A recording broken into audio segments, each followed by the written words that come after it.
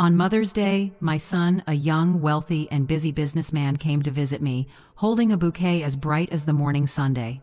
He placed it on the table, looked at me with a gentle but distant expression, and said, "Mom, my wife still sends you $5,000 every month, right?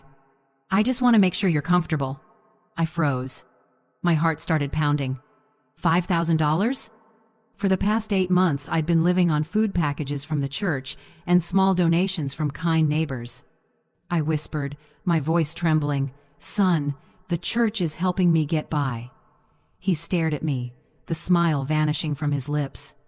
And then my daughter-in-law appeared radiant in a silk dress, shiny high heels, and a cloud of expensive perfume that drifted through the room like mockery. Her smile was dazzling, but her eyes were colder than any winter I've ever known. She didn't realize that on that very day, the last light of her elegance would fade forever.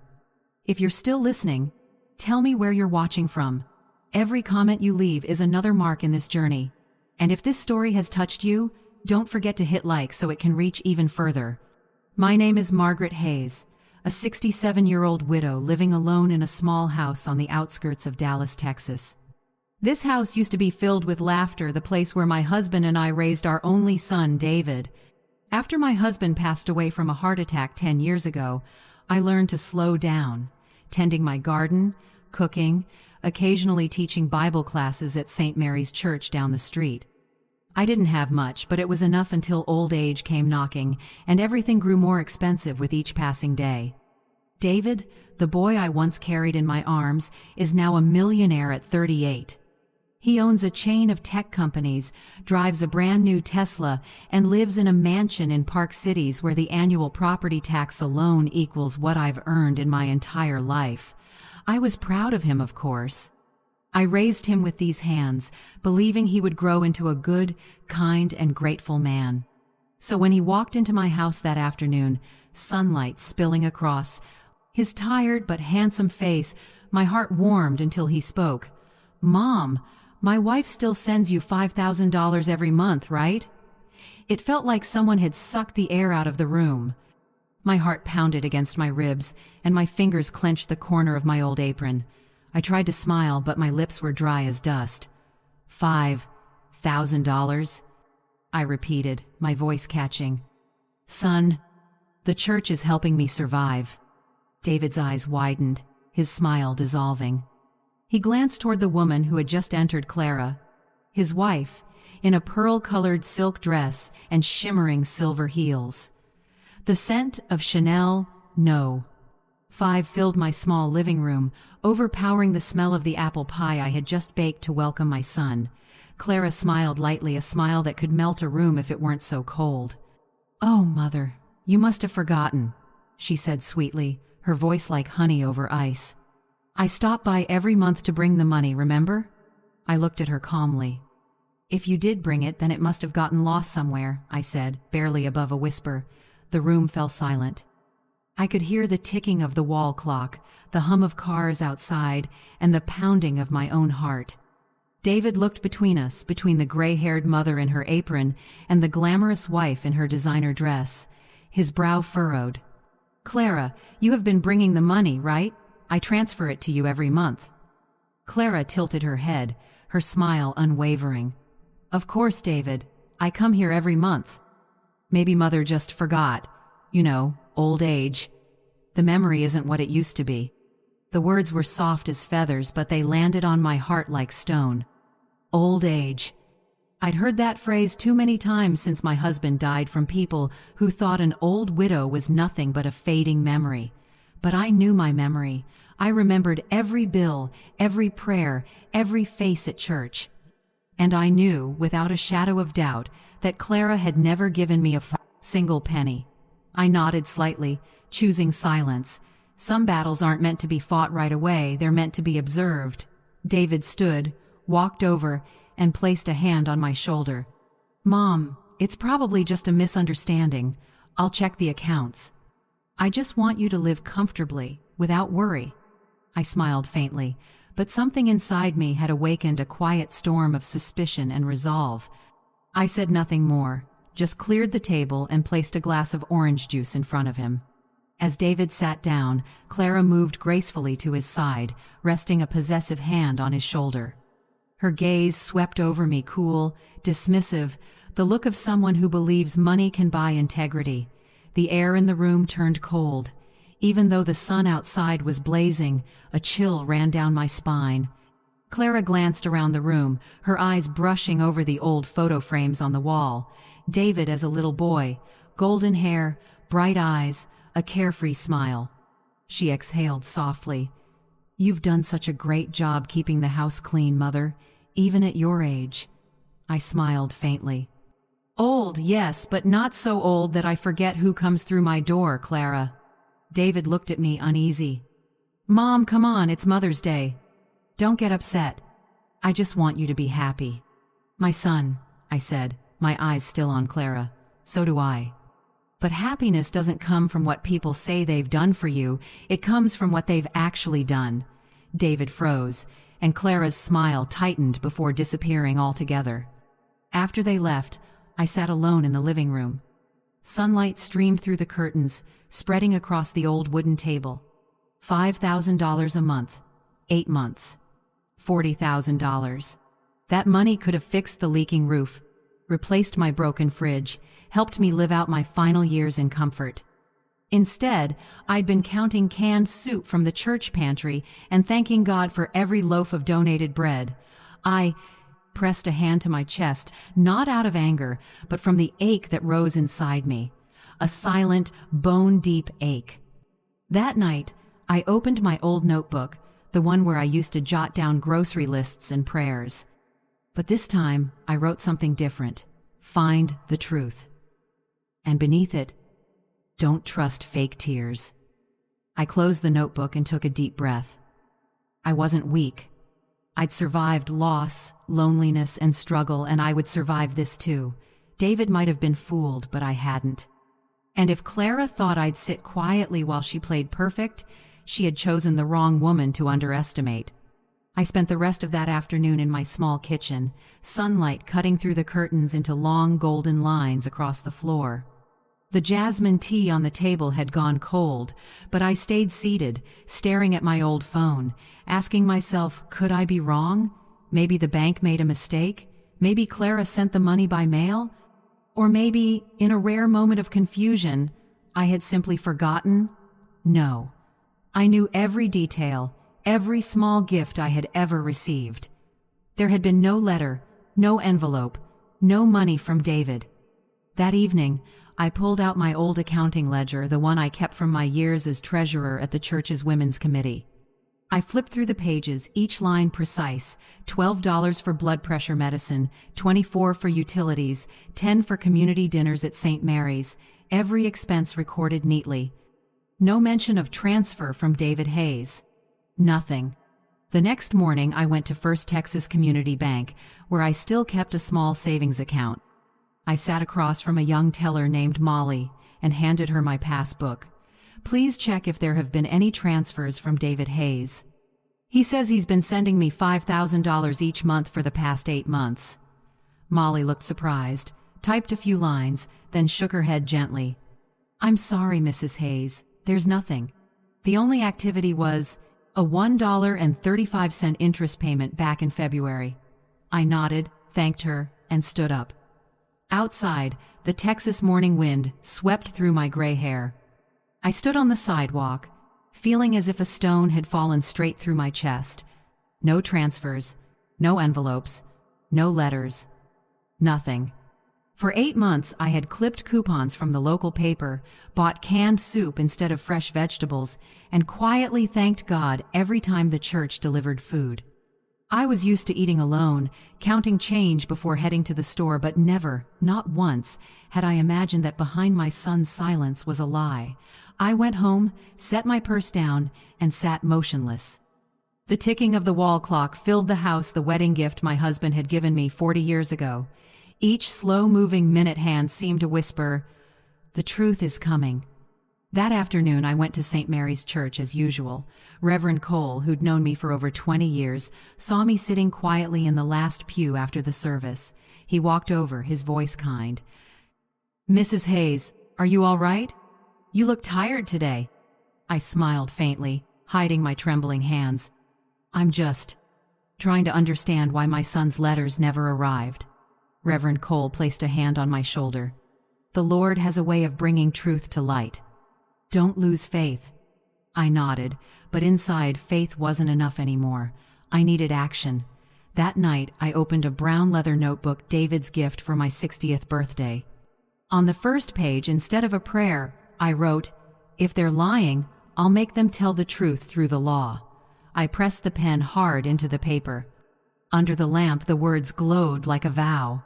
From that day forward, I began documenting everything. Every time Clara visited, I noted the date, time, and her exact words. Thursday, June 14th, Clara stopped by with a cake. Said, "The money's been sent, maybe the bank's delayed." No envelope. No proof. Saturday, July 12th. Called. Said she couldn't come because of a charity meeting. I heard restaurant music in the background. Line by line, I recorded it all.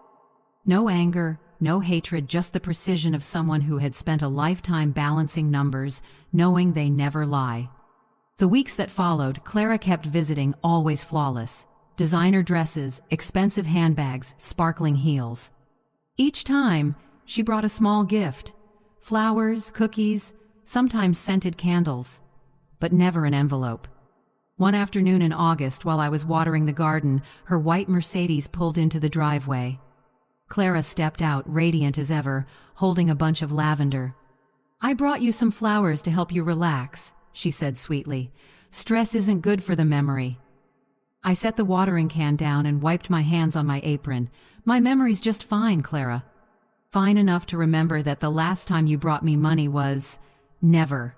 Her face twitched, but she quickly recovered with a bright smile. "Oh, Mother, you must be mistaken. I've been sending it. Your bank must be at fault." I smiled and began arranging the flowers. "Maybe, but I already asked the bank. They said nothing's come through for 8 months." Silence. Even the sparrows on the fence stopped chirping. Clara fidgeted with her necklace. "I'll double check," she said quickly, then hurried back to her car, leaving behind the scent of expensive perfume. I stood there watching the car disappear, a mix of bitterness and clarity filling my chest. She had lied, and now she knew that I knew. That evening I wrote, "Clara, August 22nd. Lied. Nervous. Left early." Each line felt like a hammer striking the hurt inside me. I was no longer the frail mother praying in silence. I was Margaret Hayes, the woman who had survived loss, debt, and empty promises, and I would survive once more to reclaim the truth. In the weeks that followed, I contacted David's bank, pretending to ask about family gift transfers. They couldn't share private information, but one kind employee hinted if funds were transferred, they'd have to land in an account under your name. If you never received them, someone might have used a different account in your name. The words sent a chill down my spine. Another account bearing my name, but not mine. I closed my notebook and exhaled deeply. I knew what I was up against. Clara was smart, charming, manipulative, even capable of bending her husband to her will. But I'd been an accountant for 3 companies. I'd managed thousands of dollars without losing a cent. If someone dared to forge my name, I would find them. That night, I reread every note I'd written. The lamplight glowed over my shaky yet steady handwriting. Between the lines, I could almost see my husband's face. He used to say, "Margaret, if someone underestimates you, don't shout. Let them hear the sound of the truth instead." I closed the notebook, feeling a strange calm. The next morning, I went back to church, carrying a small envelope filled with copies of my notes. I handed it to Reverend Cole and said softly, "Father, if one day I can't come to service, please keep this safe for me." He looked worried. "Margaret, what are you doing?" I smiled gently but firmly. "I'm just preparing for the truth to be heard." As I walked home, my heart felt lighter, as if an invisible weight had been lifted. I knew the road ahead would be long, there would be tears, pain, and betrayal, but I wasn't afraid anymore. I would get back every single $5,000 they took from me, but more than that, I would reclaim the respect they thought I'd lost with age. As the sun set behind the old oak trees, I sat on my porch, gazing at the burning red horizon. In that golden light, I whispered, "Clara, you picked the wrong woman to fool, and this old mother still has a few lessons left to teach you." I smiled faintly, closed my notebook, and wrote one last line at the bottom of the page. "The first step toward justice is memory." And in the Texas dusk, I knew my fight had just begun. That morning the Texas air was warmer than usual. The wind carried the scent of dry grass and jasmine from the vine I'd planted behind the porch. I was trimming my lavender bushes when I heard the low, smooth sound of an expensive engine approaching. The crunch of tires on the gravel driveway made my heart tighten slightly. A brand new silver Lexus stopped at the gate, its polished paint gleaming so brightly I had to squint. The door opened, and Clara stepped out stunning, as if she'd just walked out of a fashion magazine. She wore a cream linen dress, oversized sunglasses, and mirror-shiny heels.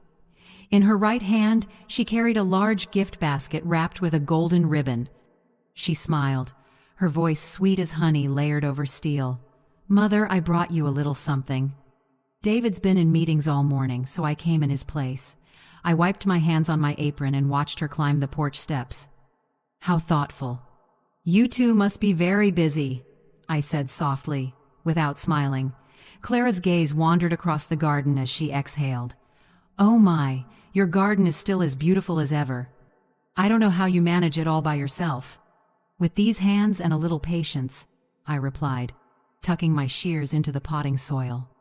A moment later, she placed the basket on the patio table. Fancy cookies, a jar of orange marmalade, and a small bottle of wine, all neatly wrapped but lacking any real warmth. I knew that kind of gift, expensive, pretty, and empty. I sat down in the wooden chair, poured 2 glasses of iced tea, and looked her straight in the eye. "Clara, let me ask you something. Where's this month's money, the $5,000 you said you'd bring over?" For a split second, her smile froze, barely noticeable, like a passing cloud. Then she laughed, a sharp, hollow sound like glass tapping glass. "Oh, Mother, I must have left it in the car." Her voice pitched slightly higher as she fidgeted with the glass of tea without drinking it. I glanced toward the driveway, where the Lexus gleamed under the sunday. The reflection off the hood highlighted every smooth curve of the car. A brand new vehicle, with temporary plates clearly a recent purchase. I smiled slowly. "Nice car, Clara. Must have cost quite a bit." She shrugged, her laugh brittle. "Oh, not really, Mother. I just upgraded for convenience. My boutique work requires a professional image." "Of course," I said calmly. "A new car for work, and old envelopes that keep getting left in the car." "How odd." Her face stiffened for half a second before she forced another smile. "Oh, Mother, you don't trust me anymore. Next time I'll bring the bank receipt, all right?" I didn't reply. We sat there quietly, the porch fan whirring softly above us. The sound of cicadas in the yard filled the silence like a restless hum. Clara stood first, pretending to check her watch. "I have to run. I've got a client meeting. But don't worry, I'll remind David to resend the money through the bank. I'm sorry for any small mix-up." I nodded. "All right, go on then. Oh, and don't forget the envelope in your car this time." She paused for a second, smiling thinly, a mix of annoyance and caution. "You're very sharp, Mother," she said, then turned to leave. I watched her walk away, the sound of her heels striking the wooden steps steady and cold, like a clock ticking down. The car door slammed shut, the engine started, and the Lexus disappeared down the road, leaving a streak of blinding sunlight behind. When the sound of the car faded, I sat back down, my fingers interlaced, a heavy weight pressed against my chest. I no longer had doubts, I knew for sure. I rose and walked back into the house. Each step across the wooden floor echoed like a heartbeat in my mind. I opened the drawer, took out my brown leather notebook, and wrote, September 10th. Clara came alone, brought a gift basket, claimed she left the money in the car. New Lexus, no proof. Voice unsteady, avoided eye contact. I set the pen down and took a deep breath. My hands trembled slightly, but my resolve did not. That afternoon, I walked to the post office down the road, where the public phone still worked. I didn't want a call from home, not when I suspected Clara might be watching. I dialed David's company and spoke politely, my tone steady. "Hello, this is Margaret Hayes, David Hayes's mother. I'd like to speak with someone in accounting. It's a personal matter."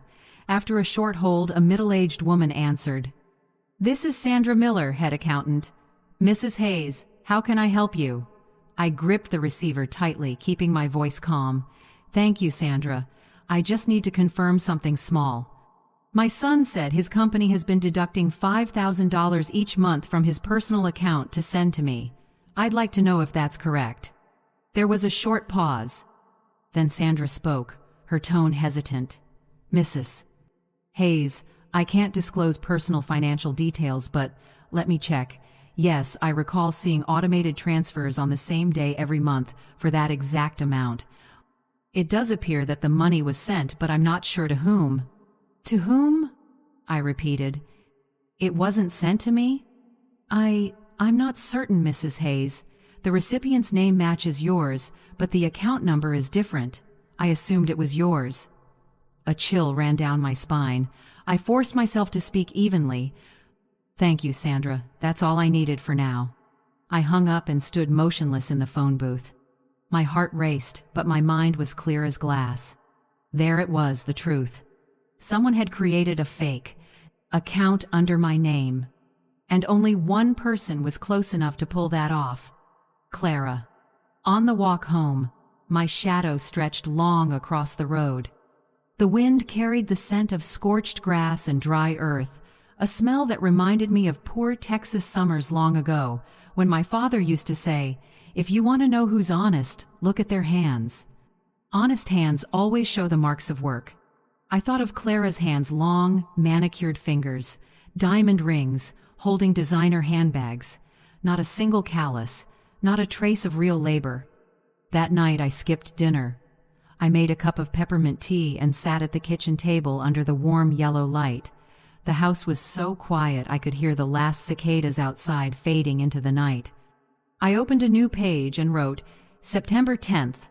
Clara visited, elegant and pretending to care.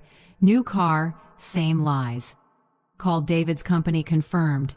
The money's still being transferred, but not to my account. Tomorrow the truth begins to surface. I put down the pen and closed the notebook. The small lamp reflected my shadow in the window pane. A silver-haired woman, small in stature but with eyes that still burned bright. I knew that starting tomorrow, I wouldn't just be a waiting mother anymore. I would be a seeker of justice. I turned off the light and stepped out onto the porch. The night breeze carried the scent of jasmine and damp wood. In the corner of the garden, moonlight fell on the old wooden bench where my husband and I used to sit and talk. I touched its worn armrest and whispered, "Frank, if you were still here, you'd tell me to do what's right, wouldn't you?" The only reply was the whisper of wind beneath the eaves, but I understood. It was an answer. I went back inside, locked the door, and stood quietly in front of the mirror. The woman staring back wasn't tired or defeated. She was Margaret Hayes, a mother who would never again let anyone take her dignity. And I knew that when the morning came, Clara's game would start to fall apart piece by piece. The next morning, while I was cutting lavender stems to dry, a sudden, firm knock echoed at the door. Not the soft tap of a mail carrier or neighbor. This was steady, deliberate. I wiped my hands on my apron and went to open it. Standing on the porch was a tall, middle-aged man with graying hair, dressed neatly in a charcoal suit that looked a little travel-worn. He smiled politely and gave a small nod. "Mrs. Margaret Hayes? I'm Bennett, chief accountant at your son's company, Hayes and Partners." I narrowed my eyes slightly. "You're Bennett? I only know Sandra, the accountant I spoke to on the phone." He nodded. "Yes, Sandra is my assistant. She told me about your call yesterday, and I thought, perhaps you should know a few things." His voice was calm but serious, tinged with regret. I invited him inside and poured a glass of water. Morning light streamed through the window, catching the lines on his face, the look of a man who'd seen more than he wished to. He set his leather briefcase on the table and opened it. Inside was a thick folder, neatly clipped and organized. I saw sharp-printed text, rows of numbers, the familiar language of accounting, my world for 30 years before retirement. He slid the folder toward me and spoke slowly. "These are copies of 8 transfers, each for $5,000, $40,000 total. Recipient, an account under the name Clara Hayes." It felt like a bucket of ice water had been poured over me. My hands shook as I flipped through each page. The papers were clear. Sender, David Hayes. Recipient, Clara Hayes. Verified by the bank. Same date every month. Steady as clockwork for 8 months. I looked up, my voice hoarse. "Mr. Bennett, who opened that account?" He sighed, removed his glasses and wiped them with a cloth. "Your daughter-in-law, Mrs. Hayes. Every document for the sub-account bears her signature and a signed authorization from David." I froze. "Authorization? You mean David gave her permission to use my name?" He nodded. "Most likely he didn't read the forms carefully. She presented an ID copy of you, which I suspect was forged, very sophisticated. The system automatically registered it as your account, even though the recipient was her." I pressed a hand to my forehead, the room spinning slightly. It wasn't just betrayal, it was humiliation. For 8 months, Clara had used my name, a mother's name, to siphon money from my own son.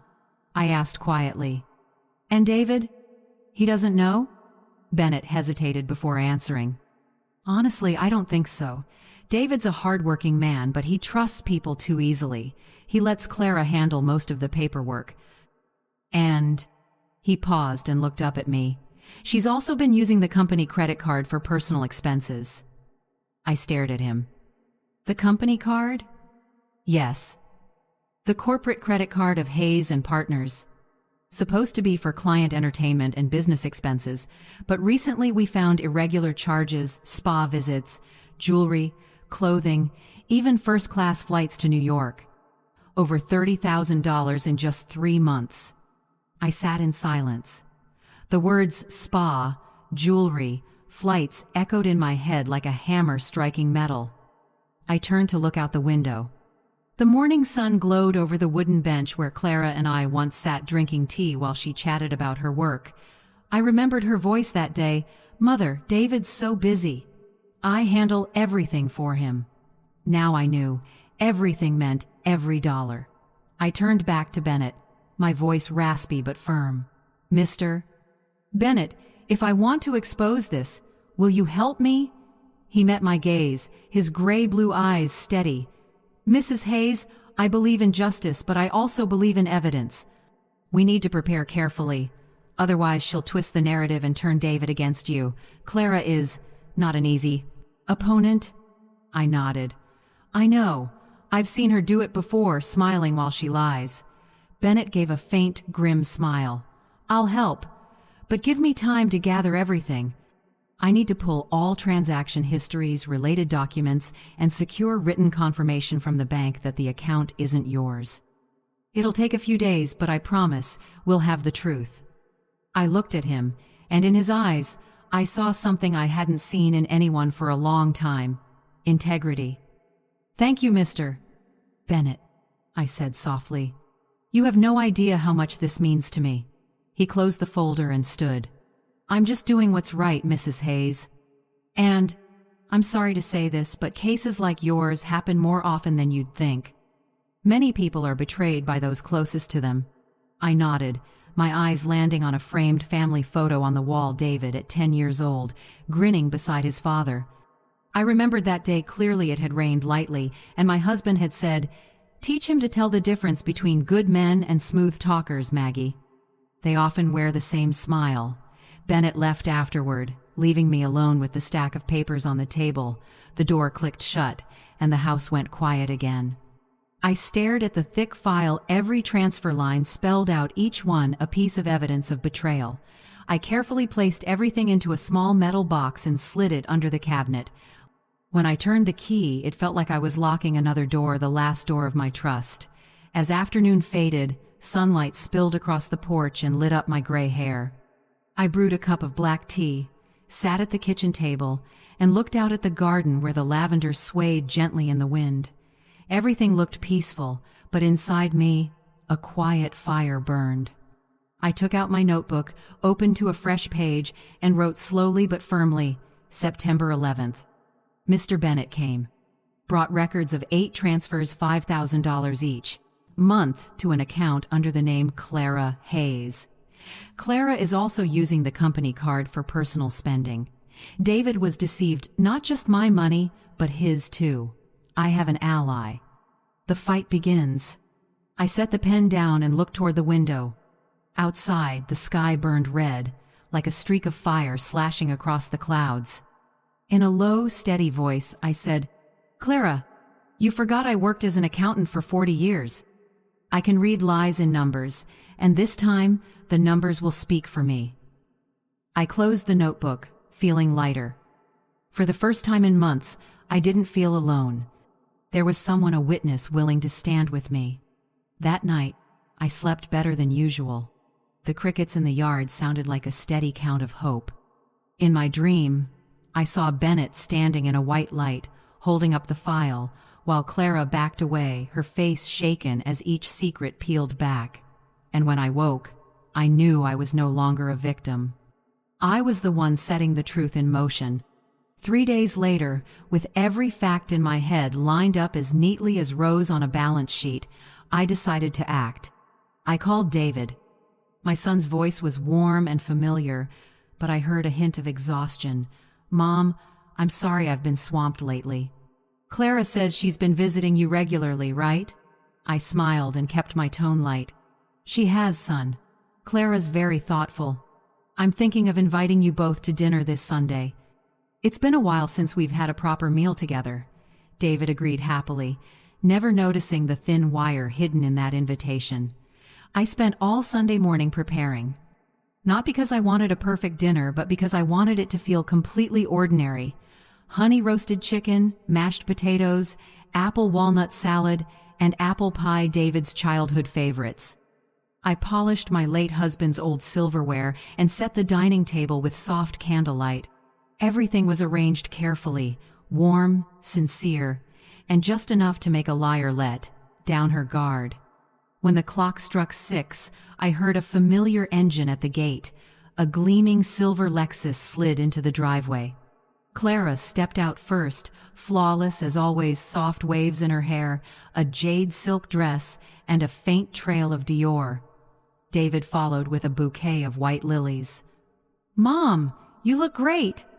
David grinned, placing the flowers on the table. "Son, I'm better than ever, thanks to God's grace and the two of you." Clara smiled, her lips curled in that usual smug way. I recognized that look, the look of someone convinced she holds every string. I poured wine and tea, chatted about the weather, the lavender, and the new neighbors down the street. Everything flowed as if no shadow of doubt had ever passed through this house. I let the room warm up, let her relax. When the main course was served, I looked up and smiled. "I truly appreciate you both, especially for this month's $5,000. Clara paused just a fraction, then flashed a bright smile and sipped her wine. "Oh, Mother, please don't be so formal. I'm just doing what I should." I nodded, pretending to be shy. "I'm thrilled. I just bought a new heater. Texas gets chilly early, and thanks to that money, I feel much more at ease." Clara's smile widened, smug and satisfied. She tilted her head toward David as if to say, "See, everything's fine." I watched her slowly, then asked in an offhand way, like it was nothing at all, "Oh, Clara, I'm just curious. What day do you usually send it?" She didn't brace herself, she answered instantly, like a reflex. "The 10th every month, Mother." I nodded lightly. But before I could say more, David spoke, a bit puzzled. "Wait, not the 10th, honey. I set the auto transfer for the 15th. The room went silent. Do you hear that silence the moment a liar steps right into her own trap? If it were you, facing someone who deceived you like this, would you stay quiet like I did or call it out on the spot? Tell me in the comments. I think most of us have lived through a shattered dinner like that at least once. The faint clink of a knife on a plate sounded harsh. They stared at each other. Clara forced a smile and blinked a few times. David frowned, tilting his head. "Really?" she said with a strained laugh. "I thought you said the 10th. David frowned deeper. "No, I'm sure it's the 15th. I picked that day because that's when payroll hits." The room sank into a cold stillness. I smiled gently and set my fork down. "Oh, wonderful. I'll go to the bank on the 15th to check. Just to make sure the system isn't having issues." Clara gave a brittle laugh, trying to hide her unease. "Oh, Mother, you're so careful." "Don't worry, I've been sending it regularly." David nodded, but his eyes had shifted. He turned to his wife, about to say something, but she quickly changed the subject to work and the weather. I sat quietly, watching them both. Inside me was a clean, perfect calm, the calm of someone who knows she's set the exact right trap. After dinner, I brought out dessert crisp apple pie, cinnamon drifting through the room. David praised it. Clara barely ate, glancing at her watch as if eager to leave. I knew she was struggling to breathe in a room she thought she controlled. At the door, I said softly, "Thank you both for coming. I haven't laughed this much in a long time. Remember, I'll check the account on the 15th just to be sure the bank system isn't acting up." Clara forced a smile.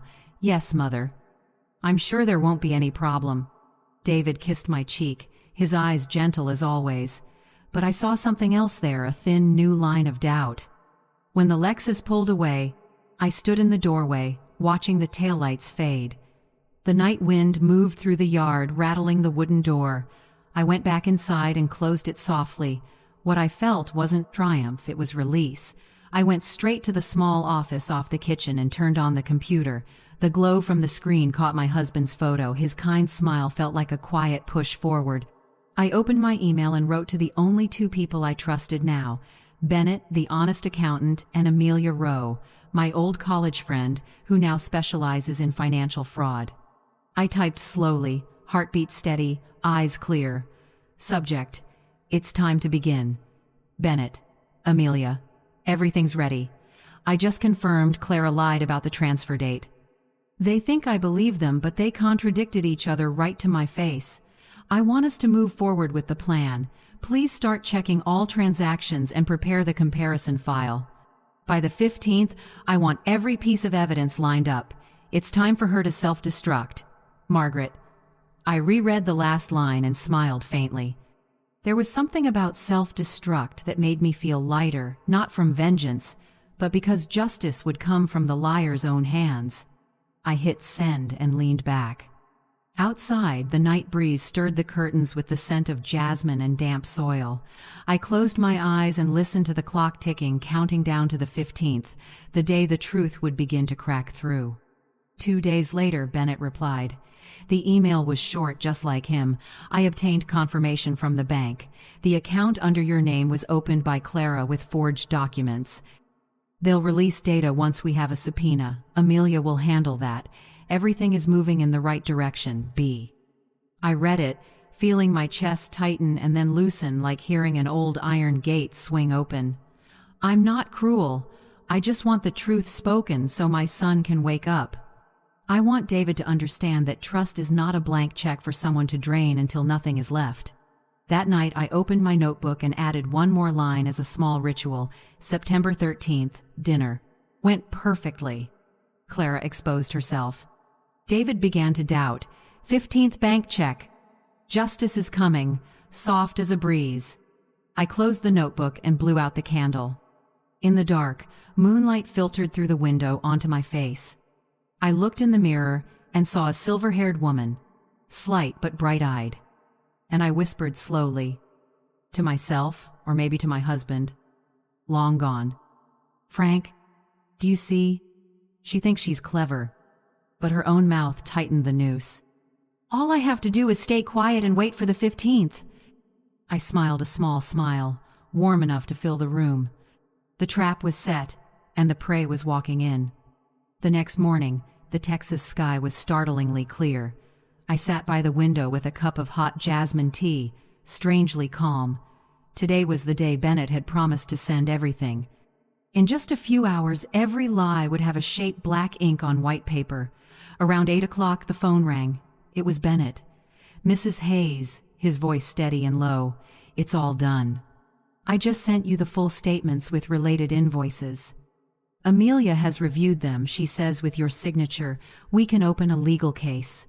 I thanked him softly, trying to keep my voice from shaking. I never imagined that at my age I'd need an accountant and a lawyer just to protect the money my son intended for me. 15 minutes later, the mail carrier knocked. A large, sealed manila envelope stamped, "Confidential, Hayes Financial Record." I set it on the table and stared at it for a long moment before opening it. Inside were dozens of clean printouts, 8 transfers, each for $5,000, $40,000 in total. Sender: David Hayes. Recipient: Clara Hayes. Bold, even lines on official bank paper.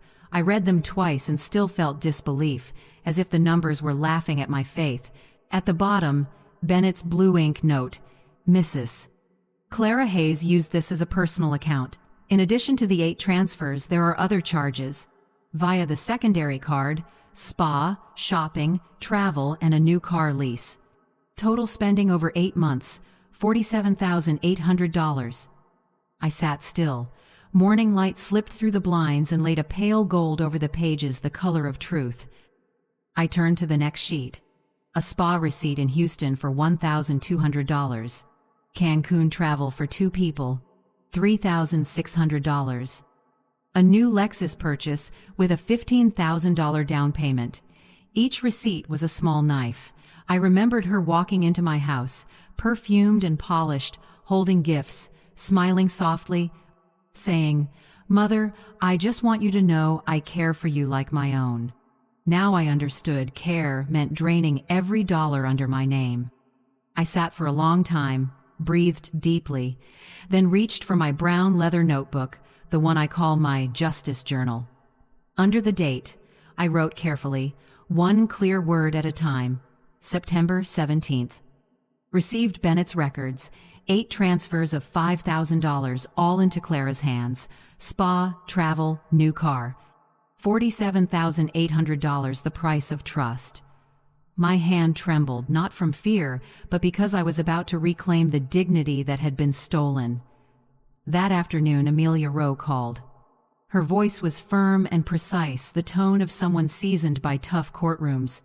"Margaret, I've reviewed everything Bennett sent. It's all solid. This is a textbook case of financial exploitation of an elder. We can go criminal or civil, your call." I paused, then answered quietly, "Not yet. I don't want the court to see it before David does. He needs to witness it with his own eyes. Only then will justice mean something." Amelia was silent for a moment, then said slowly, "You're right. Nothing hurts more than a son realizing his wife has exploited his mother's trust." I nodded. "That's why I'd like Reverend Cole to help me. Arrange a small charity evening. A pretext, so they'll come." Amelia gave a soft, knowing laugh. "A staged night to expose the truth. Smart, Margaret. I'll ask Bennett to condense the file, give David a brief summary he can't ignore." Near dusk, I drove to St. Mary's. The red evening light washed over the old stone steps. Reverend Cole was lining up wooden chairs in the hall. After I explained the plan, he thought for a moment, then smiled kindly. "Sometimes the Lord doesn't need thunder to reveal sin, Margaret. He only needs the small light of truth." I squeezed his hand in thanks. "I just want David to see that light, not for revenge, but so he stops being blind." On the way home, I stopped by the corner store for a few supplies for the evening I was planning. Everything outside looked peaceful, with no hint that in just a few days, Clara's whole world would come crashing down. That evening, when I got home, I opened Bennett's file again. I spread everything across the dining table, every statement, every receipt, every piece of evidence. With a red pen, I marked the large withdrawals, then slipped them into a thick beige envelope. On the front, I wrote in bold, steady letters, "Donation documents, Senior Assistance Fund." Only I knew there wasn't a single donation inside, just guilt and deceit. I sat staring at the papers for a long time. My hands trembled not from fear of retaliation, but because I could feel my heart beating strong again after months of numbness. For so long I'd thought I was just a widowed old woman living simply, someone who needed to be taken care of. But looking at that pile of proof, I realized I was never weak. I had just been convinced to believe I was. I stood up, poured a glass of water, and looked out at the backyard. The night sky was full of stars, so quiet I could hear the crickets between gusts of wind. I remembered what my husband used to say: if someone hurts you, don't pray for their apology. Let them see their reflection in the mirror, I whispered. I'm about to do exactly that. Around 8 p.m., the phone rang. It was Bennett again. Mrs. Hayes, I just wanted to let you know, Amelia has everything ready in case you decide to file, but I respect your timing. Holding off until the right moment is wise. Clara will expose herself soon enough. I smiled. I know. Thank you, Bennett. You've done more than an accountant's job. You've helped me believe in justice again. After hanging up, I locked the file away in the cabinet, just under the drawer that held my family photos. On top, I left a small note. This is evidence not just of fraud, but of a mother who refuses to stay silent. Then I closed the drawer and turned the key, hearing the soft click, a small sound but final, like a promise kept. That night I wrote one short line in my notebook, like a quiet summary. Bennett gathered statements, receipts, travel tickets, and the new car papers. Clara spent over $40,000, all from the mother's allowance account. Amelia confirmed. Enough proof for an elder financial exploitation case. But I won't take it to court yet. My son needs to see it first. Reverend Cole will help stage the fake charity dinner. The envelope will sit in the center of the table. My hands tremble, not from fear, but because I'm about to reclaim my dignity.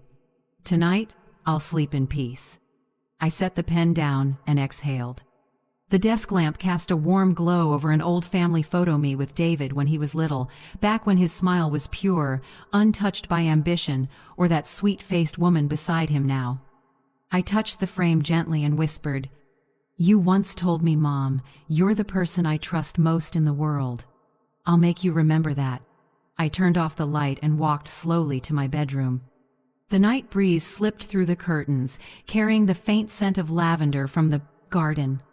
I lay down, pulled the blanket over me, and felt light, as if the months of humiliation had finally lifted.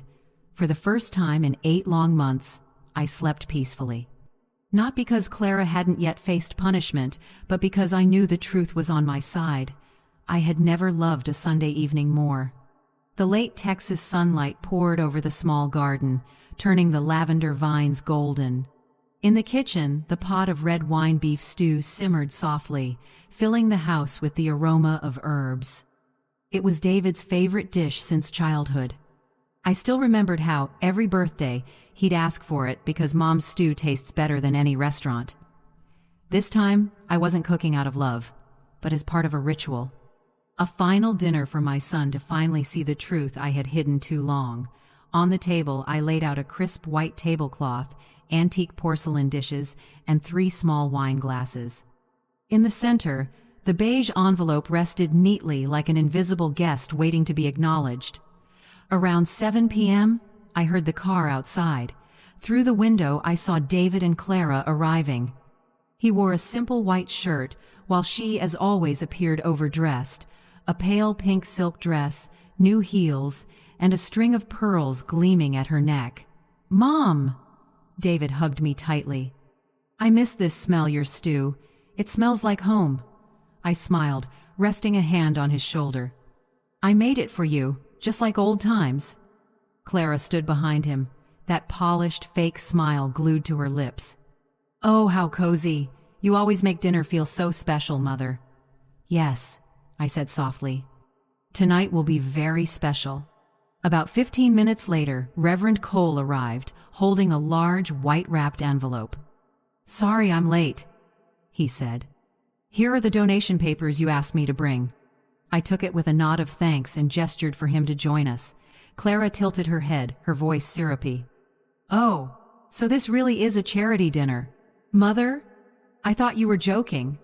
I poured everyone wine, smiling gently. Yes, a dinner to talk about. Trust, giving, and honesty. The words made Clara stiffen slightly, but she quickly smoothed her expression. David kept smiling, unaware of the tension rising beneath the table. Once everyone was seated, I opened the envelope Reverend had brought. The papers inside were neatly arranged, Bennett's precision in every line. I pulled out the stack and spread the first sheet on the table. "Son," I said slowly, "this is the list of all the donations for Mother over the past 8 months. I think you should take a look." David frowned. "Donations? Mom, I've been sending you the transfers every month." I slid the statement toward him. The bold print was unmistakable. Recipient: Clara Hayes. Amount: $5,000. Date: 15th of each month. David went silent. His eyes dropped to the page, widening from confusion to shock. Clara jumped in, voice sweet but pitched high. "Oh, that must be some mix-up, Mother. You've been getting the money, right? Banks make mistakes with recipient names all the time." I kept my voice calm. "Is that so? Then how about this spa bill in Houston, around $1,200, charged to the secondary card under your name? Was that the bank's mistake too?" Her face stiffened, but she forced a laugh. "Oh dear, maybe someone used my name by accident." Before she could finish, a deep male voice came from the doorway. "No, Mrs. Hayes, no one used your name by accident. I'm the one who prepared those records." Everyone turned. Bennett stood at the threshold, holding more printed pages. I had asked him to come, but hadn't told anyone else. Clara's face went pale. David looked at him, confused. "Who are you?" "I'm Bennett," he said firmly.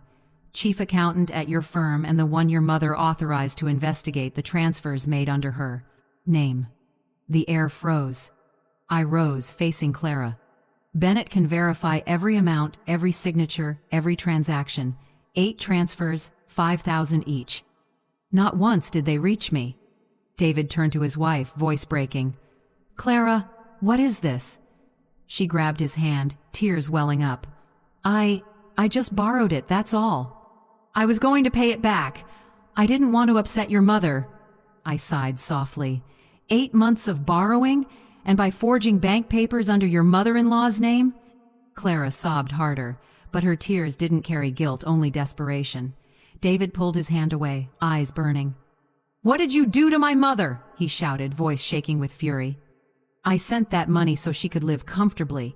You used it for cars, spas, vacations, and lied to my face?" Clara stepped back, face drained of color. "You don't understand, Enough."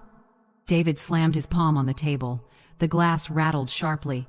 The room fell silent, only Clara's ragged breathing and my pounding heartbeat filled the air.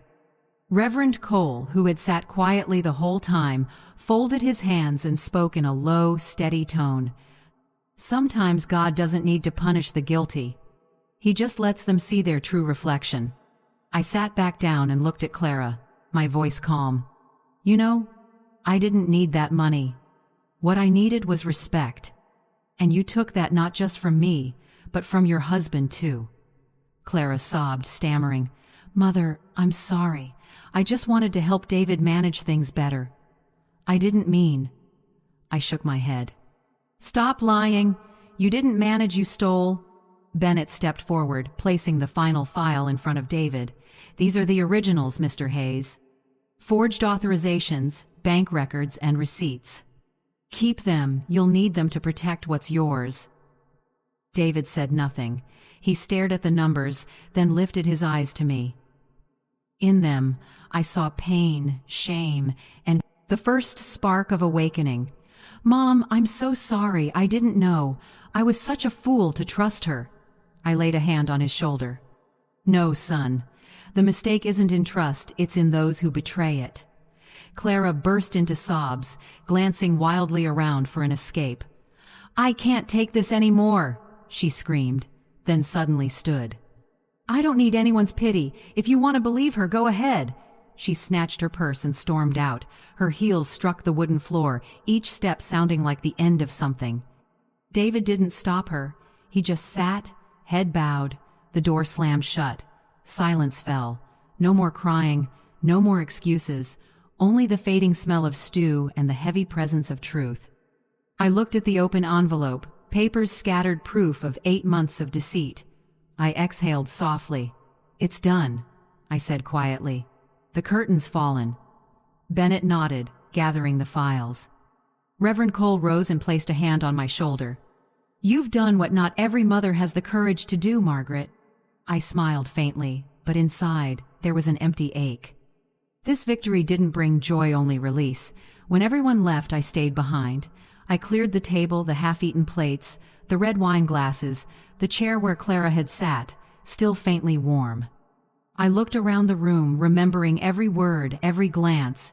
8 months of deception, and in one evening it had shattered like glass. I gathered the fallen pages, stacked them neatly, and placed them back in the envelope. My hands trembled, not from fear, but because I had finally reclaimed my dignity. Outside, the wind rose, lifting the curtains. I looked up at the sky, moonlight streaming through the window, shining on the envelope like a seal of truth. I knew every lie eventually comes to light. And tonight, it had right here in my own home. I picked up the envelope, noticing the blue stamp, Texas County Court. My chest tightened. I'd known this would come, but seeing it made my heart heavy. Inside was the official notice. Case No. 2-3CF98. 1. Margaret Hayes, plaintiff versus Clara Hayes, defendant. Elder financial exploitation and family fraud. Amelia had moved faster than I expected. She'd sent a short message. "All evidence filed. Prepare for preliminary hearing next Monday." I set the letter on the table. Afternoon light filtered through the blinds, falling across Bennett's thick folder from the week before. I touched its smooth cover, cold to the touch, but holding 8 months of betrayal inside. Justice was close. But strangely, I felt no satisfaction. The morning of the hearing, the sky was gray.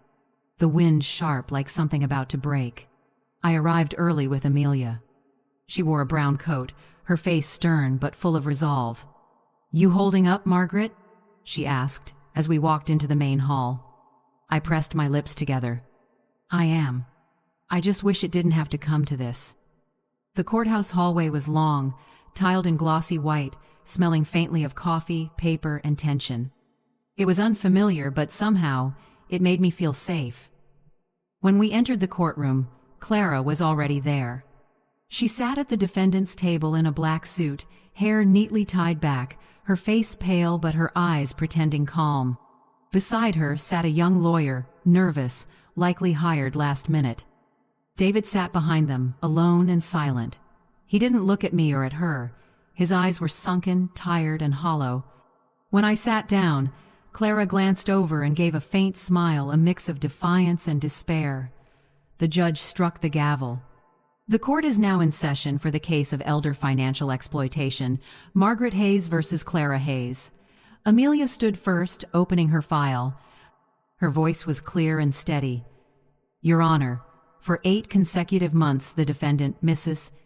Clara Hayes, used a fraudulent bank account under her mother-in-law's name to misappropriate a total of $40,000.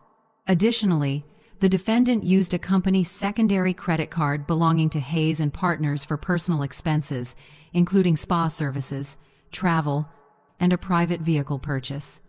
The courtroom went silent, except for the soft rustle of paper, as Amelia laid out the evidence: bank statements, spa receipts, the Lexus invoice, Cancun tickets, each placed neatly before the judge. She paused, then looked directly at Clara. The defendant not only took money from her mother-in-law, a 67-year-old widow, but concealed it by forging legal documents and falsifying bank signatures. This was a deliberate, systematic act of deception. Clara's lawyer quickly stood, trying to object. "Your Honor, my client maintains this was merely a misunderstanding in household financial management.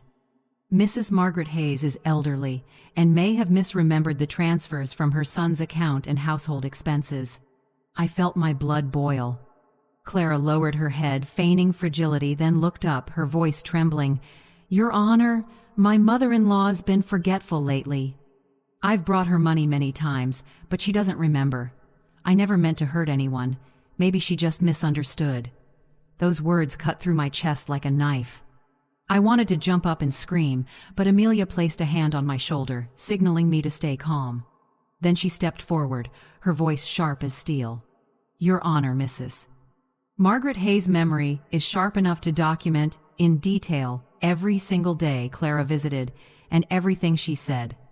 And here is her journal to prove it." Amelia pulled out my brown leather notebook and held it up. "In this, Mrs. Hayes recorded 8 full months of visits, dates, times, and even the defendant's exact words. I left the envelope in the car. Every line and page perfectly matches the bank transaction data. If this is what you call memory loss, then it's the sharpest one I've ever seen." A murmur rippled through the courtroom.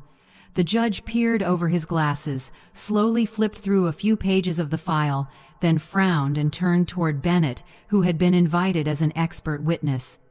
"Mr. Bennett," the judge said, "do you confirm the figures in this report?"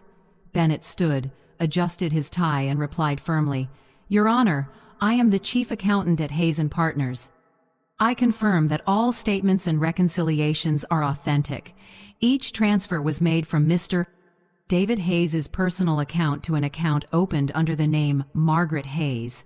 However, that account was in fact opened and controlled by the defendant, Mrs. Clara Hayes." The judge nodded, his expression stern. I looked toward Clara.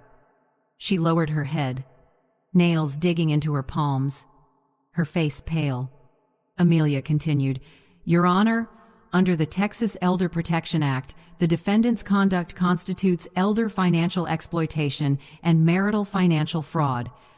We request that the court order the defendant to return the full amount, including interest and court fees, and prohibit her from managing or accessing any financial accounts belonging to Mr. Fecht David Hayes for the next 5 years." No one spoke. The only sound was the steady ticking of the wall clock. The judge lifted his head, his voice firm and final. "After reviewing all documents, testimonies, and evidence, the court rules. The defendant, Mrs. Clara Hayes, shall repay the full $40,000 to Mrs. Margaret Hayes. The defendant is hereby stripped of access to, and management rights over, her husband, Mr. David Hayes' financial accounts. The defendant must also complete a mandatory 6-month financial rehabilitation program." This court is adjourned. The gavel struck 3 times, dry and cold, like the sound of a steel door closing. Clara sank into her chair. I saw her trying to keep her composure, but tears began spilling down her cheeks. She turned to David, her voice trembling. "You have to believe me. I didn't mean to." David said nothing. He just looked at her with empty eyes, then turned away. The sight made my heart crack open. I didn't feel joy, nor triumph. Only a dull ache, because to reclaim justice, I had to watch my son lose his marriage. I had once dreamed that David would be happy someday, with someone who loved and cared for him, with a warm home of his own. Now that dream had vanished, buried somewhere between the pages of a court file.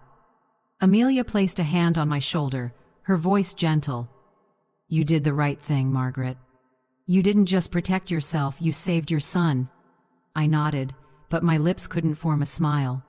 Justice, I realized, is a double-edged sword. It cuts through the chains of deceit, but also severs the fragile threads of family. When I left the courthouse, the sky had already turned dark gray. Rain began to fall, heavy drops splashing onto the stone steps, breaking apart into hundreds of smaller ones. I stood under the awning, looking up. The rain was cold against my skin, yet somehow I felt lighter inside. There was no applause, no cheers, no sense of victory, only the quiet peace of someone who had walked the full circle of justice. I whispered softly, as if speaking to the rain itself. "David, I don't know if you can forgive me, but at least I've held on to the one thing I could never afford to lose, the truth." The rain kept falling as I walked away step by step, leaving behind the courthouse, a place where justice had prevailed, but a mother's heart had quietly fractured. After the trial, my house returned to an eerie stillness. No more unexpected knocks on the door, no more hurried phone calls. Only the ticking of the wall clock and sunlight slipping through the curtains, lighting up tiny specks of dust floating in the air. Months passed, and David didn't call. No messages, no emails, no, "How are you, Mom?" I didn't blame him. I understood he was trying to clean up the wreckage of his marriage. Still, on quiet nights, when moonlight crossed the window pane, I often found myself holding the phone, staring at the name David Hayes in my contacts, never pressing call, just looking, then setting it down. Being a mother, I learned, sometimes means knowing when silence is the only way to let your child grow. The restitution payment arrived one morning in June, $40,000, a sum I hadn't seen in 8 long months. I opened the email from the bank and read the words, "Deposit completed successfully." I thought I'd feel joy, but instead, I felt hollow. I sat in front of the computer for a long while, then a thought came. If that money had once been a tool of deceit, then now it had to become something good. I used a small portion to repair the roof, replace the curtains, and finally buy a proper heater. As for the rest, I reached out to Reverend Cole and Amelia. "I want to start a small foundation," I said as we sat in the parish office. "I'll call it Grace Hands Foundation. I want to help elderly people who've been financially exploited by their own children or family just like I was." Reverend Cole looked at me for a long moment, then smiled gently behind his thick glasses. "Margaret, this isn't just kindness. This is how God turns pain into the seed of something good." Amelia, ever the practical one, flipped open her notebook and began writing. "We'll register it as a non-profit. I'll handle the legal side. Reverend Cole can represent the community group. And you'll be the founder." I chuckled softly, gripping my coffee cup. "I don't want to be the founder, Amelia. I'm just a mother who learned how to stand up again." 3 months later, Grace Hands Foundation officially opened. Our first office was in the basement of St. Mary's Church, just 3 desks, an old printer, and a wooden sign carved with the words, "Helping the Forgotten, find their voice again." Each week, Reverend Cole and I met people who came to share their stories. An old woman tricked by her daughter into signing away her home, a 70-year-old man whose grandson drained his pension account, an 80-year-old widow whose signature was forged for a bank loan. Each story was a wound, but I had learned how to listen without crying. I simply held their hands and told them what I had lived, that the truth doesn't save you instantly, but it always arrives right on time. Amelia worked tirelessly, reaching out to legal organizations, applying for grants, training volunteers. I oversaw what we called the heart work, listening, writing letters, comforting people, documenting their journeys. One afternoon, while tidying up the desks, Reverend Cole said quietly, "Margaret, isn't it strange? Pain has become light for others." I smiled. Maybe that's how God rewrites the ending for those who were once betrayed. As the foundation grew, reporters began to reach out. They wanted to interview the brave mother who sued her millionaire daughter-in-law. Some invited me onto talk shows. One newspaper even offered a book deal. I declined them all. I didn't want to become a story for people to gossip about. I just wanted peace. Sometimes silence is the only way to keep a wound from bleeding again, I told Amelia when she asked why I avoided the media. She nodded. "You're right. Justice can be public, but healing has to be private." At night, I developed a new ritual. I'd place a small candle on the table by the window. Its gentle glow would fall on the photo of David and me. I'd light the candle and whisper, "Where are you, David? I'm not angry. I just hope you've learned something from all this pain."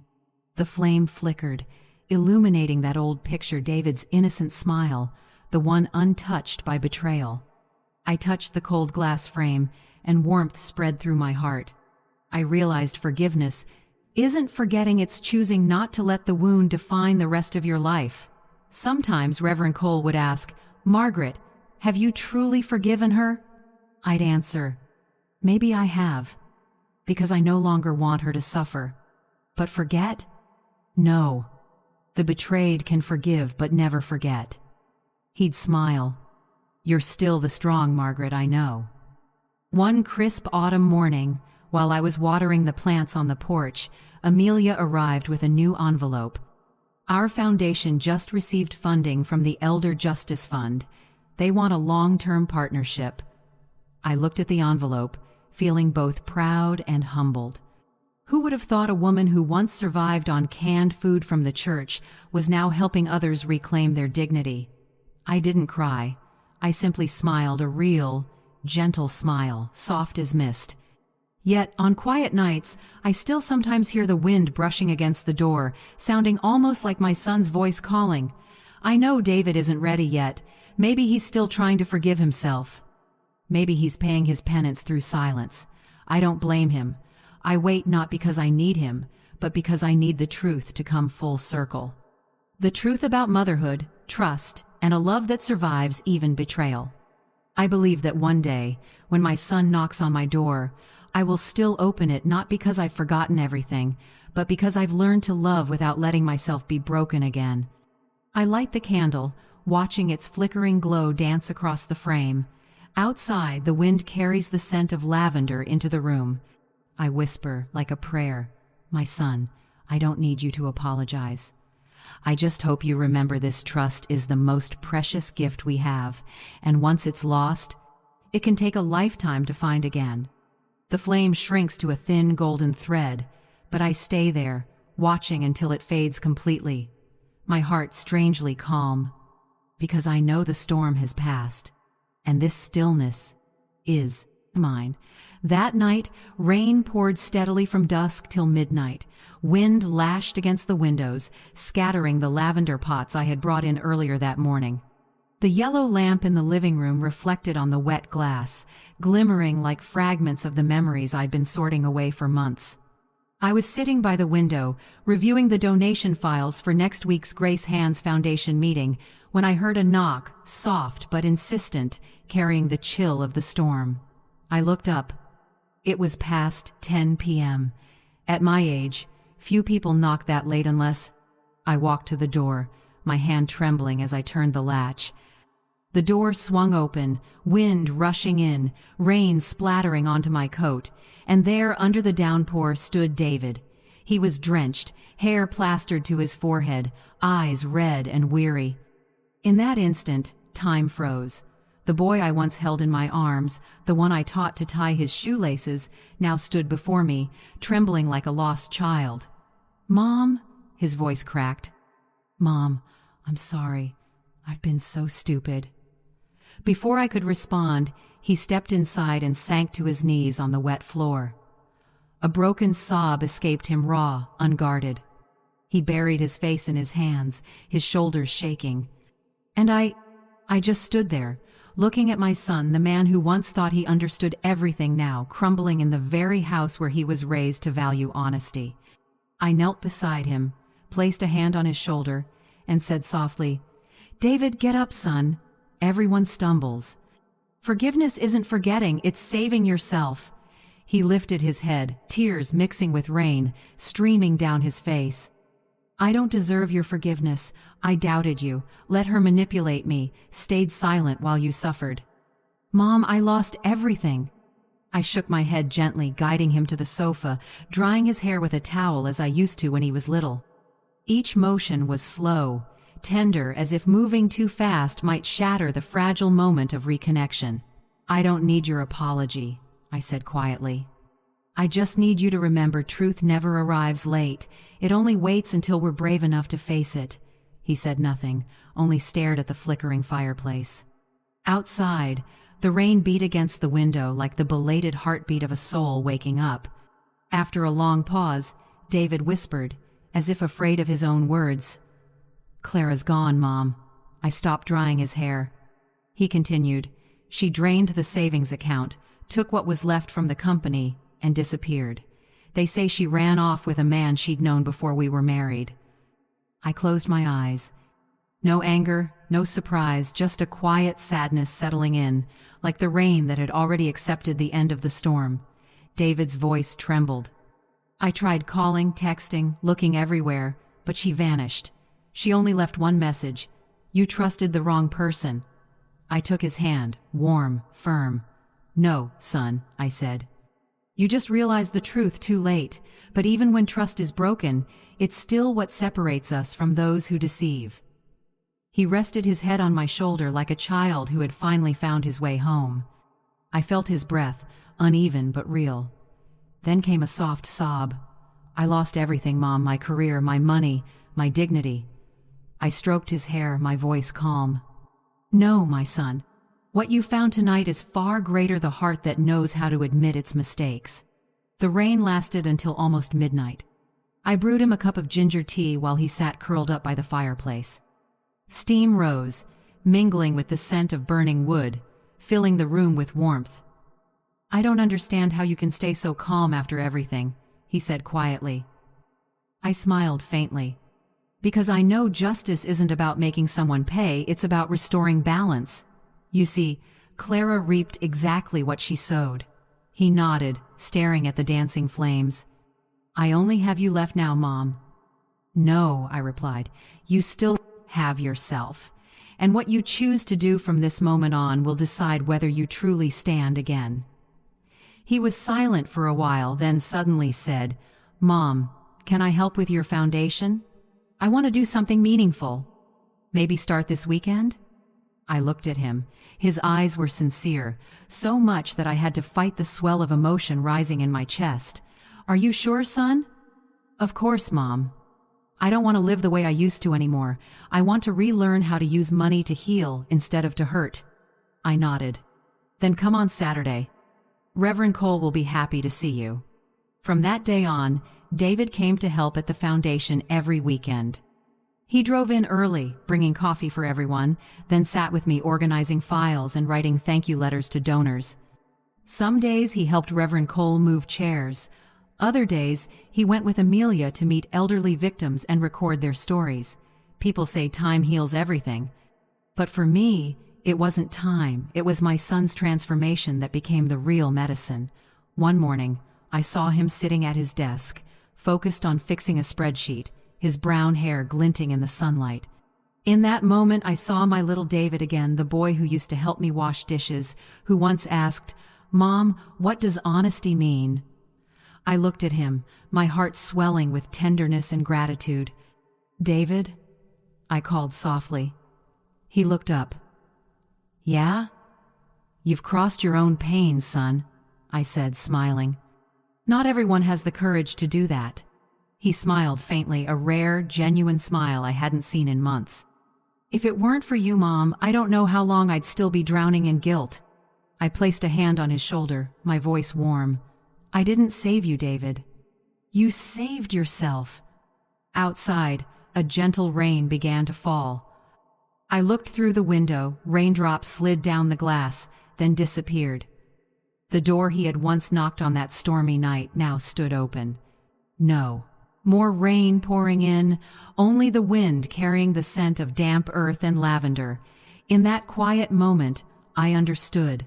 Life, no matter how broken, always leaves a door open for those who wish to return.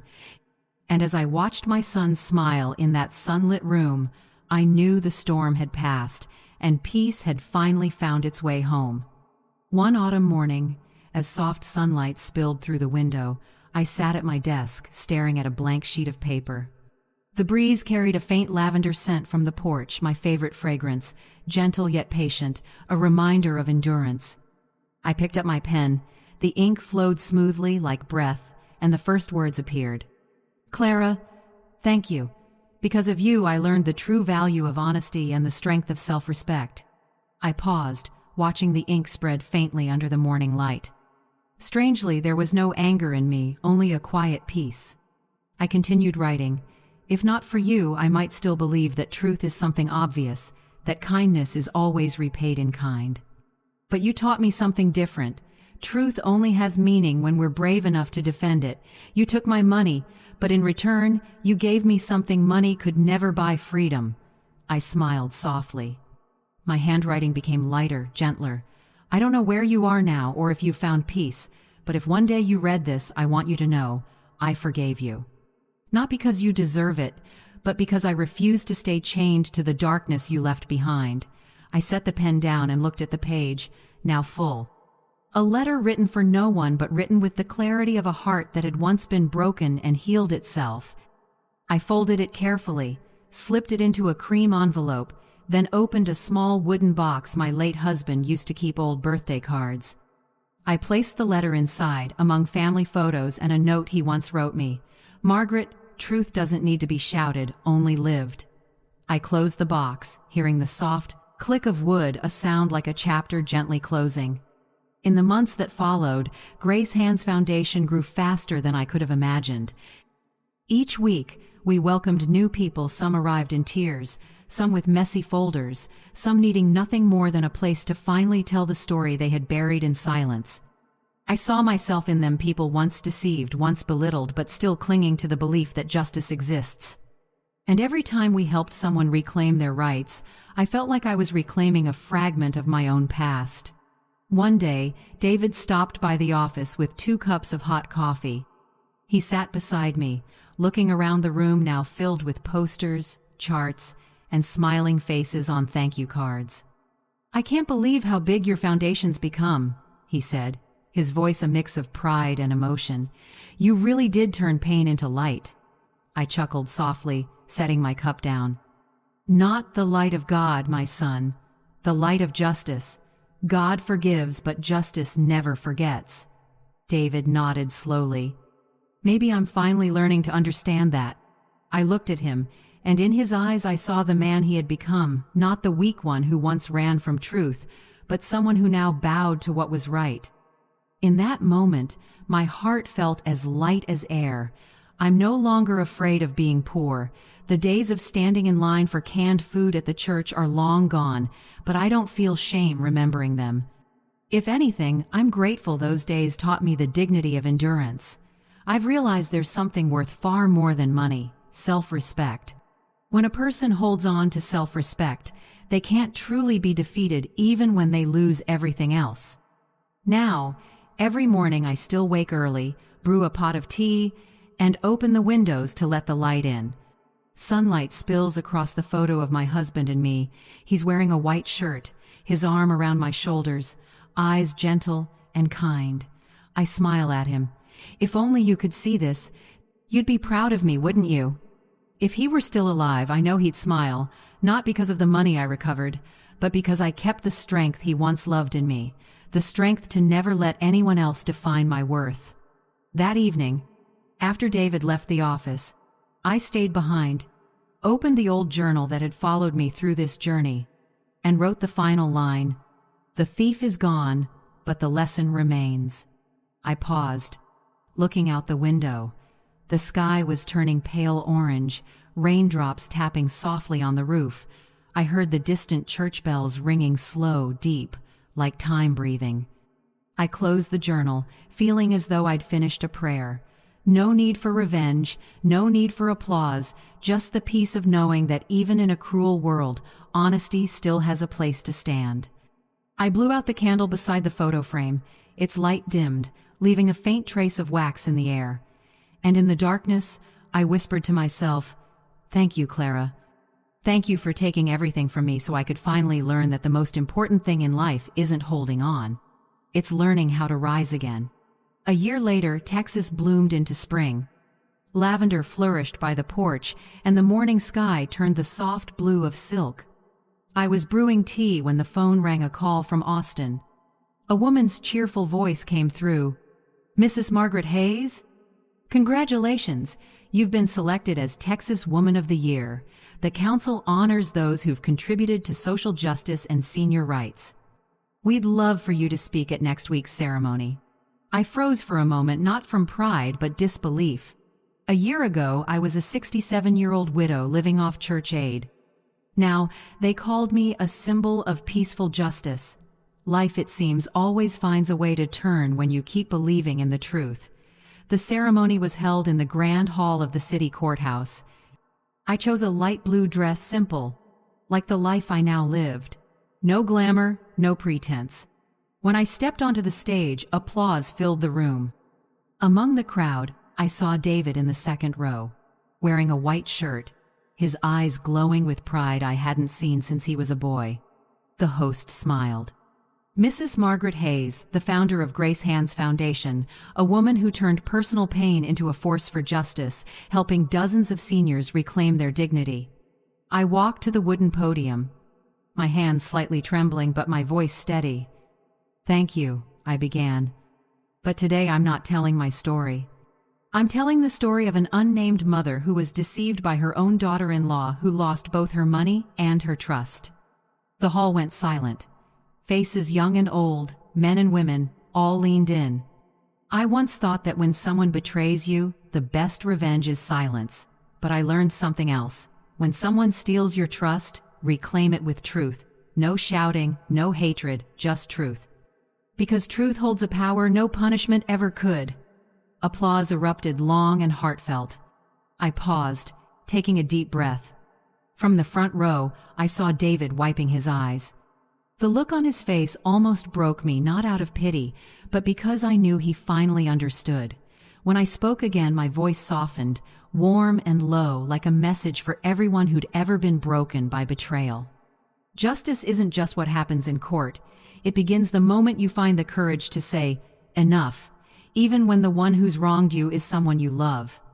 That's the bravest act any mother, any father, or any human being can do. After the ceremony, there were photos, handshakes, bouquets. I don't remember all the faces, but I remember the feeling, a deep peace. No bitterness, no resentment, just quiet fulfillment. As I stepped outside, light rain began to fall. Texas skies always knew how to remind me that even in the rain, there's light. I stood under the awning, watching the drops glimmer under the streetlights, my heart lighter than ever. David came up beside me, draping his jacket over my shoulders. "Mom," he said softly, "I've never seen you shine like this." I smiled, holding his hand. "It's not because of the award, son. It's because you're here like the old days. Only now, you truly understand what honesty means." He smiled back, eyes still misty. "I do, Mom, and I promise I'll live by it." I looked up at the sky. The rain still fell, but it no longer felt cold. Inside me, a small light rose, the light of faith, of freedom, of new beginnings. That night, back home, I sat at my desk and opened my worn journal. I wrote the final line: "A mother's greatest victory isn't winning in court, it's teaching her child the value of honesty." I closed the book, listening to the wind outside, the faint scent of rain still clinging to the roof. On the table, the small candle flickered, casting a soft glow over the family photo, my husband, me, and little David. 3 faces in one frame, 3 moments in time, bound by one truth: love never dies, it just changes form. I smiled. My life was no longer loud, rich, or grand, but it was full in its own quiet, peaceful way. And if you're still here with me listening, maybe sitting in your own quiet room tonight, I want to say this: thank you for staying with me until the very end of my story.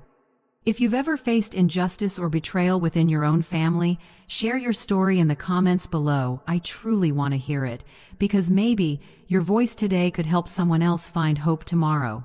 And if you believe, as I always have, that the truth will always find its way home, please like, subscribe, and stay for the next stories. I'll tell you about women, about mothers, about those who once fell but rose again through the light of justice and compassion. From Texas, with all my gratitude and love, I'm Margaret Hayes, a mother who found happiness in her own peaceful way.